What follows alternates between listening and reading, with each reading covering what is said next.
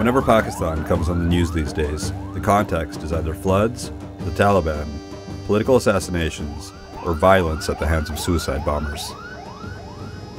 We wanted to see it for ourselves, so we got on a plane and flew to Peshawar. It's a city right on the border of the tribal areas, a lawless region sandwiched between Afghanistan and Pakistan. Back in 2006, we came to the region to film a story about the largest illegal gun market in the world in a town called Dara Adam Khel. Our host was a guy named Naim Afridi, who was the director of protocol for the provincial government. If everybody come to my side, I will definitely kill him. On the recent trip, we called Naim again, and as soon as we met, he explained that things in Pakistan, and Peshawar specifically, had spiraled downward into a cesspool of militancy and fundamentalism. Bomb blast, terrorism, kidnapping, shooting, this take place here from last so many years, you see. You know, I was here 4 years ago and it was totally different. Yeah. And now everyone's just, scared. But Peshawar is a peaceful place, but these bloody terrorism destroy the peace of this land. We drove to the Pearl Continental Hotel, the same place we stayed on our last visit. So that's the driveway coming into the hotel. There was a car that drove in very fast, and there was a bomb blast here 6 months ago. And 4 years ago, those little walls didn't exist, and there were about, 25 to 30 armed guards inside this compound. I feel like I'm the only person staying here. After 9/11, the US bombed the hell out of Afghanistan and toppled the Taliban. The remaining soldiers scrambled over the porous border into the tribal areas of Pakistan, and that's where they started to plot their comeback. What a lot of people don't realize is that because of all of this, a second Taliban movement was formed called the Pakistani Taliban, or Tehrik-i-Taliban. There's two Talibans, the one in Afghanistan and the one in Pakistan, and the ones here have created a lot of fear in Peshawar. This is the office for the news. It's one of the largest newspapers in the country. We're here to meet Rahimullah Yousafzai. He is the most respected journalist in the country. He was the first guy to ever go visit with the Taliban and interview them. And he was also the last guy to ever get an interview with Osama bin Laden, who he's interviewed twice. And he's regarded as the foremost authority on the Taliban. And he's made some time to meet with us. Could you explain the difference between the Afghani Taliban and the Pakistan Taliban? The Pakistani Taliban were inspired by the Afghan Taliban. They have the same worldview. The Pakistani Taliban looked to the Afghan Taliban for leadership. The Pakistani Taliban were happy to fight in Afghanistan until the Pakistan government and army, under US pressure, started action against them in Pakistan. Then they started looking inwards. They began fighting the Pakistani state. So I think their main battle now is in Pakistan. So, buddy, this road looks familiar. We've been on it before when we went to Dara, to the gun markets. Yeah. And so, why can't we go into the tribal areas? This is already a risk because this area is totally dominated with Taliban factors. So many bomb blasts took place in these areas. We're driving up to a site where there was a bomb blast. The Taliban tried to kill the police. It's a checkpoint. I'm standing here on the border of the tribal areas, and just 4 kilometers that way is the gun market where we filmed 4 years ago. That area has been taken over by the Taliban. And these guys here, they battle with the Taliban on a regular basis. हम जाके होते हैं आपको firing वगैरह भी करते रहते हैं तो हमारे ऊपर फिर ये है कि ज़्यादा वो करीब नहीं आ सकता टेक्निकल हम किसको काबू करते हैं यहाँ से तालिबान अच्छा इसका नाम क्या है इसको दुशाका पोस्ट बोलते हैं दुशाका दुशाका उन्होंने दर में ये नहीं बनाया दर में इसकी नकल बनती है लेकिन यहाँ पे So they're saying in Dara they do knock off this gun, but this one has come from abroad. Lock it. Locked it. Oh, lock it. Okay, it's definitely locked. I won't shoot the farmer on the tractor. Are ye कहाँ का बना हुआ है? ये रूस. अच्छा, Russian. पहला Russian. उसके बाद जो ना पाकिस्तान ने. अच्छा, 1986. So this was built in 1986. This is a very important piece of history here. because this is where all the problems stemmed from. When the Soviets invaded Afghanistan, they came in and there was a lot of leftover Russian artillery. And since that time, this Kalashnikov culture has been pervading Pakistan. Taliban sarda situne kene. Aw matlab hai che mun sarda wal situne di agar communication zyad निश्चित कम दे दे देखा वो तेज मुंगला पका रहे थे तेज मुंग सारे जब हम ये जो है ना इसी पोजीशन में खड़े हैं कि जो है ना धमाके भी होते हैं हमारे जवान भी जो है ना खड़े हैं शहीद होते हैं बाकी तनख्वाह कम है तनख्वाह हाँ तो अगर इस पर कोई गौर किया जाए तो फिर बेहतर होगा sir. So overall, it's pretty heavy vibes around here. They're scanning, you know, suspicious-looking people and trying to find guns, explosives, and whatnot. There was a single bomb blast that blew up the market over there, the mosque behind me, the armored vehicle over there, and the police station. And about 50 people died. One of the guys who died was wearing this bulletproof jacket, and the soldier who died, they buried him right here. Yikes. That freaks me out. All kinds of shit falling out of it. आपका राय क्या है तालिबान के बारे में? राय तो वो हमारे मुखालिफ है वो हमारे दुश्मन समझते हैं हाँ हमें काफिर समझते हैं कि ये लोग काफिर है हम वो कहते हैं कि हम मुसलमान हैं वो हमारे साथ उसका रवैया सही नहीं है हमें नुकसान और बंदे हमारे शहीद होते हैं. So the Taliban target the police here because they're saying that they're infidels, they're anti-Muslim, they're friends of the West, they're collaborators, and that's why they become targets. When in reality they're practicing Muslims. It's ridiculous. तो जो terrorists थे, वो उनकी उम्र क्या था और कितने थे? लेकिन उम्मन इन लोगों की उम्र ये 18 से 25 साल तक होती है. Good luck. Name's telling me it's time to go. I'm pushing my luck here. Okay.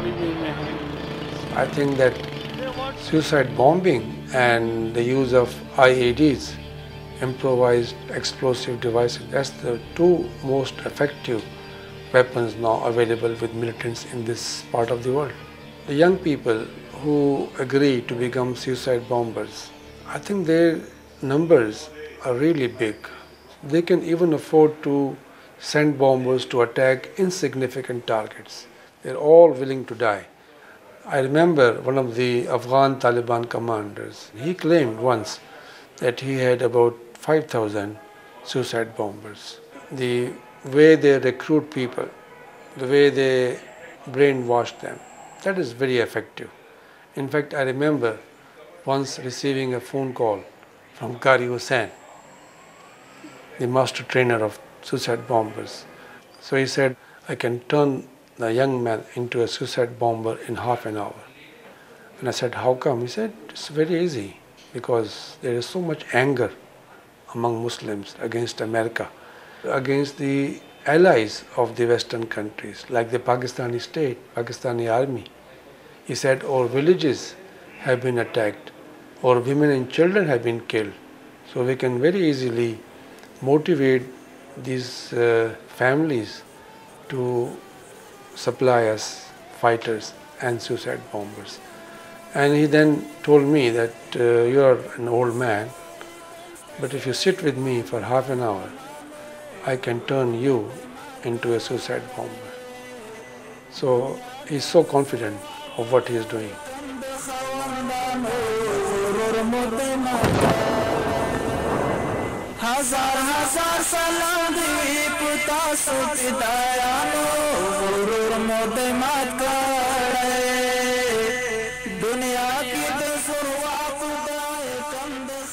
The Taliban puts out videos like this.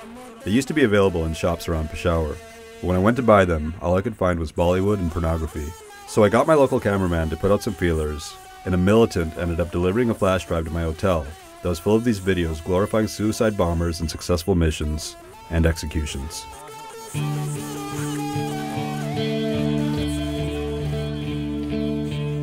As if dealing with the Taliban, widespread fundamentalism, and suicide bombers wasn't enough for Pakistan, in July 2010, terrible monsoons hit the country and 20% of it ended up underwater.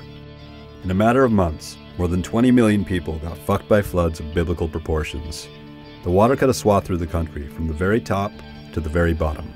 Our politicians and our government heads, they say, due to this flood, the Pakistan go back 40 years.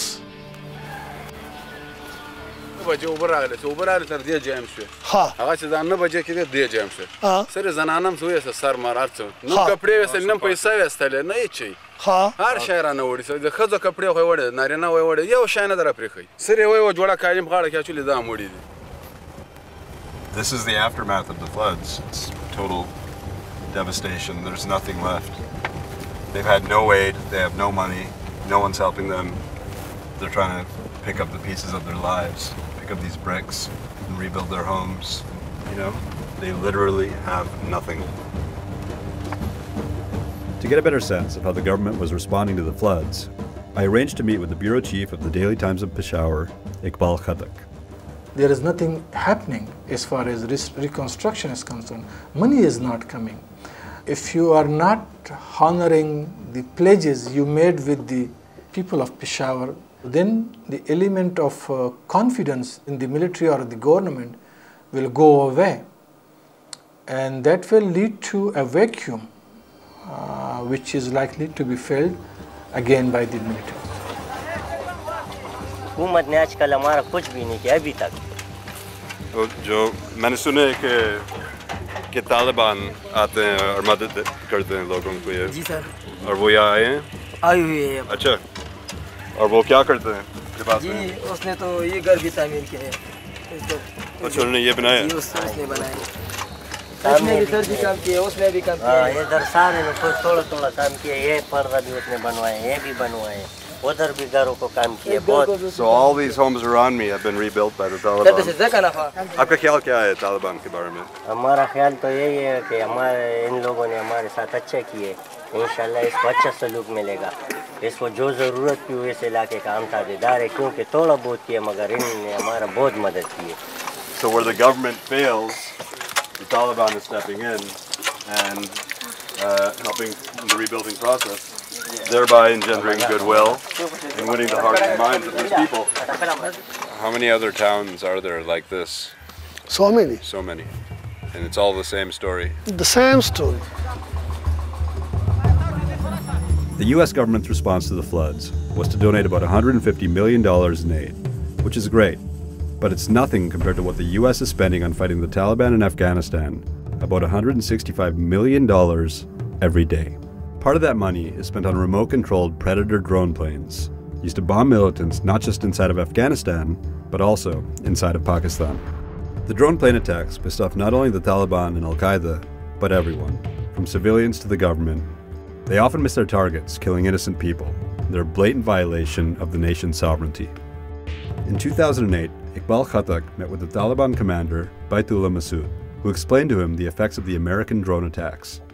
So I asked him, okay, you can fight the American ground forces, but what about their air superiority or the drone technology? So his answer was that if I campaign for 3 months to win hearts and minds of the local population, I may get some 50 or 60 people over to my side. But a single drone attack brings me the whole village to my side. So that I think the drone attacks in the tribal areas of Pakistan may be providing the Americans with short-term gains, but the long-term losses are far, far bigger than the short-term gains. You are radicalizing the whole area. We've been in Peshawar for a couple of days and I'm just trying to wrap my brain around everything that's going on here. There's so many groups and factions and splinter groups within the Taliban itself. There's probably 30 militant groups under the Tehrik-i-Taliban umbrella organization. Then there's Al-Qaeda. We are just driving into a neighborhood called University Town. It is where Osama bin Laden used to live, and it's where he started Al-Qaeda. It's the birthplace of Al-Qaeda. And from here, we're going to go meet with the Jamaat-e-Islami, who are a very established conservative Islamic movement, and they are Al-Qaeda friendly. अगर इन मसाइल हमारे पास जो message है कि हमें जो है ये जो हालात यहाँ पे जो मिलिटेंसी जो है, इसका मुहर्रिक तालिबान नहीं है, इसका मुहर्रिक अलकायदा नहीं है, इसका असल मुहर्रिक जो है वेस्ट की पॉलिसियाँ हैं। हम अमेरिका का जो घिनौना चेहरा है दुनिया के सामने वाज़ेह करना चाहते हैं कि अमेरिका जो है उसका वो क्राइम्स कर रहा है, वो लोगों को कत्ल कर रहा है, उसने हम पर बारूद बरसाया है, उसने हम पर आग बरसाई है, हमारे लाखों बच्चों को शहीद किया है, हमारे लाखों बच्चों को यतीम किया है। ये जो इतना बिलियन डॉलर्स, 100 और 1000 बिलियन डॉलर्स वो इस पर खर्च कर रहे हैं, ये अपने शहरियों की फलाह बहबूद पे इसको खर्च करें, दुनिया ह्यूमैनिटी इंसानियत की फलाह बहबूद के लिए खर्च करें।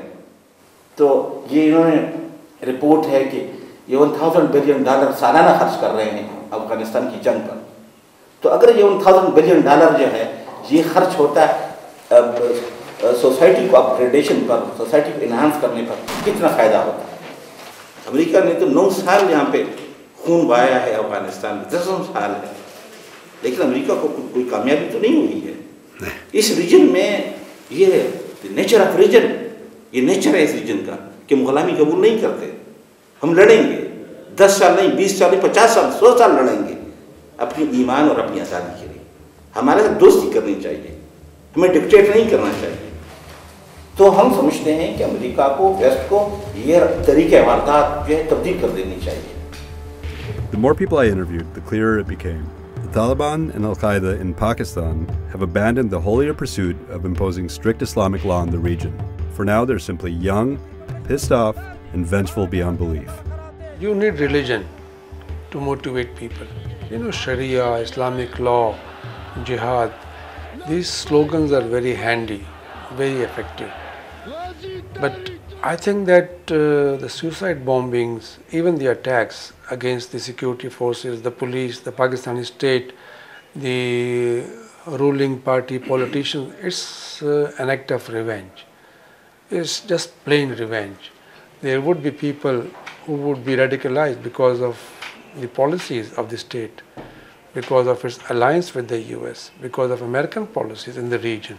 That's why even if there's a solution, you know, in Pakistan, I don't think the problem will end, because there's a fallout on Pakistan of whatever is happening in Afghanistan. So after 9 years and $370 billion spent fighting against the Taliban in Afghanistan, the US still seems to be pretty far off from accomplishing much besides pissing off the entire region. And all this is inspiring a whole new generation of militants and suicide bombers in Pakistan, a country that has been considered for years to be a key ally in the war on terror. So it seems to me that we've got a bigger problem now.